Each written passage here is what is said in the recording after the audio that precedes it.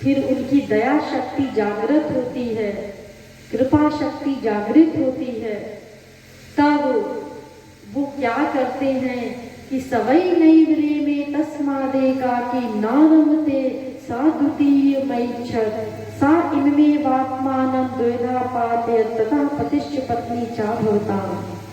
वेद कहता है कि भगवान महाप्रलय में अकेले थे। जब उनका मन नहीं लगा तो उन्होंने क्या किया, आत्मानं द्विधा करो, अर्धेन स्त्री अर्धेन पुरुषः। उन्होंने अपने भीतर से स्वयं आधे से राधा रानी बन गए और आधे से स्वयं श्री कृष्ण बन गए।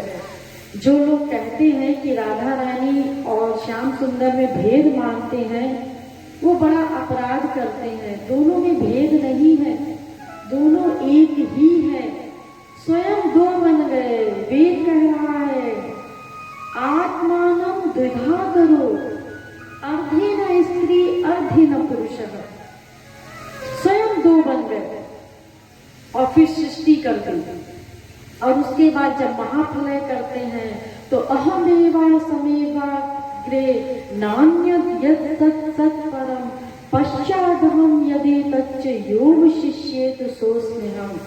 ये पृथ्वी जल में विलीन हो जाती, जल तेज में, तेज वायु में, वायु आकाश में, आकाश पंचतन मात्रा में, पंचतन मात्रा महान में, महान प्रकृति में और प्रकृति भगवान में।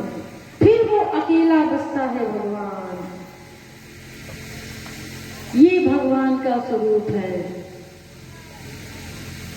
तो जन्माद्यस्य यतोऽन्वयादितरतश्चार्थे स्वभिज्ञस्वराट् और तेने ब्रह्म हृदय आदि कवे। बड़ा इंपॉर्टेंट श्लोक है, इतना इंपॉर्टेंट श्लोक है। अगर एक श्लोक आप ये समझ जाएंगे तो अलग से आपको कोई भक्ति साधना आराधना पूजा पाठ कुछ नहीं करना है। इतना महत्वपूर्ण ये श्लोक है। उसका दूसरी लाइन क्या कह रही है कि तेने ब्रह्म हृदय आदि कवे मुह्यन्ति यत् सूरयः।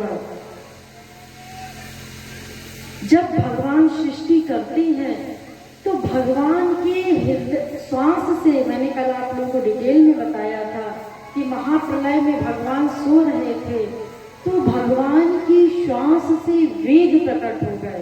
निःससति मस्य वेदाः, श्वास से वेद प्रकट हो गए। और जब भगवान ने वेद प्रकट किए उसके पश्चात भगवान की नाभि कमल से ब्रह्मा जी का प्राकट्य हुआ और ब्रह्मा जी से कहा इन वेदों को समझ करके और संसार की सृष्टि करो, संसार की रचना करो। अब ब्रह्मा का जब प्राकट्य हुआ तो ब्रह्मा स्वयं नहीं समझ सका कि मैं कौन हूँ। भगवान की नाल में घुस गया, वो कमल की नाल में, और अंदर घूम करके कई हजार वर्ष तक तप करता रहा कि मेरी उत्पत्ति कहाँ से हुई है, मैं हूँ कौन। और अनंत काल तक, कई वर्षों तक वो उसी में चक्कर लगाता रहा भगवान के भीतर घुस करके, लेकिन उसको पता ही नहीं चला कि उसकी उत्पत्ति कहाँ से हुई है। कई हजार वर्षों तक वो घूमता रहा, बाहर आ गया और भगवान से कहता मैं हूँ कौन, मैं कैसे सृष्टि करूं, ये क्या होती है सृष्टि। तब भगवान ने क्या किया, ध्यान दीजिए, भगवान ने तेने ब्रह्म हृदय आदि कवये, भगवान ने उसके हृदय में बैठ करके, स्वयं भगवान उसके हृदय में बैठ गए, तब उसको वेदों का ज्ञान कराया। तब ब्रह्मा ने समझा, ब्रह्मा नहीं समझ सका वेदों के ज्ञान को, तो हम क्या समझेंगे। अरे गीता सुनने के लिए भी शर्त है, इदं तेना तपस्काय ना भक्ताय कदाचन। देखिए भगवान ने गीता में भी शर्त रखी है सुनने की कि अर्जुन, जो मेरा भक्त ना हो, जो तपस्वी ना हो, उसको गीता ना सुनाना।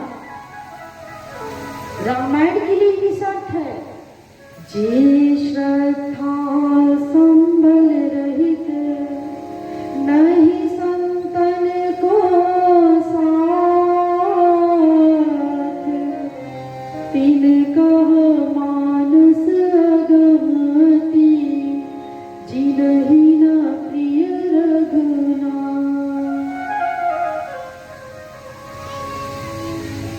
जो भगवान से प्यार ना करता हो, प्रेम ना करता हो, जिसकी श्रद्धा ना हो, उसको रामायण ना सुनाना।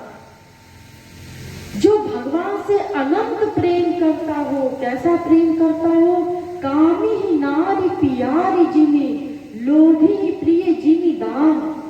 इतना प्रेम कोई भगवान से करता हो, वो रामायण सुनने का अधिकारी है। कामी नारी प्यारी जिमी, जैसे कोई कामिनी स्त्री कामी पुरुष से प्रेम करती है, कोई कामी पुरुष कामिनी स्त्री से प्रेम करता है, ऐसा प्रेम भगवान से होना चाहिए।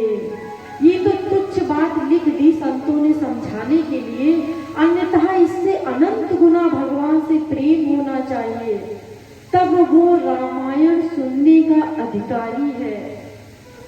जैसे किसी लोभी को धन प्रिय होता है, वो कहता है बस धन मिल जाए, धन के लिए लगा रहता है।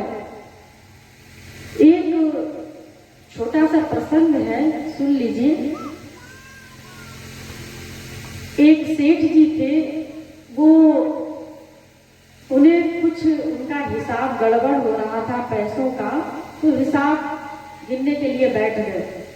रात की 12 बज गए। अब सेठानी जी ने कहा कि इनके पीछे हम भी भूखे बैठे हुए हैं और खाना खाने नहीं आ रहे। कई बार नौकरानी बुलाने गई तो सेठानी जी ने अपनी नौकरानी से कहा, तुम ऐसा करो, उनके मुख में थोड़ी सी ये खीर लगा देना, जब उन्हें मीठी लगेगी खुद ही खाने के लिए दौड़ेंगे। वो डर गई, उसने कहा कि अरे हम ये कैसे कर सकते। उसने कहा मैं हूं ना, कोई दिक्कत की बात नहीं, तुम करो ऐसा। वो गई, उसने सेठ जी के मुख में खीर लगा दी। अब सेठ जी उठे और वॉश बेसिन में हाथ धो लिया, मेरा हो गया खाना। अरे जाओ जाओ, हमें पैसा गिनना है, मेरे 200 रुपए का हिसाब गड़बड़ हो रहा है। इतना धन प्रेमी, ऐसे ही जोड़ जोड़ जोड़ जोड़ करके धनी बनता है वो कंजूस, ईश्वरीय मार्ग में नहीं लगाता। तो ऐसा लोभी जिसको इतना धन से प्रेम है, जो अपना खाना पीना सब भूले हुआ है, इतना प्रेम राम से होना चाहिए, तब वो रामायण सुनने का अधिकारी है। और कितनी रामायण हो रही है, कितने गीता के पाठ हो रहे हैं। क्या आज तक गीता का पाठ सुन करके कोई अर्जुन बना? एक भी व्यक्ति अर्जुन नहीं बना अभी तक। तो फिर किस लिए गीता का पाठ सुन रहे हैं? रामायण का पाठ सुन करके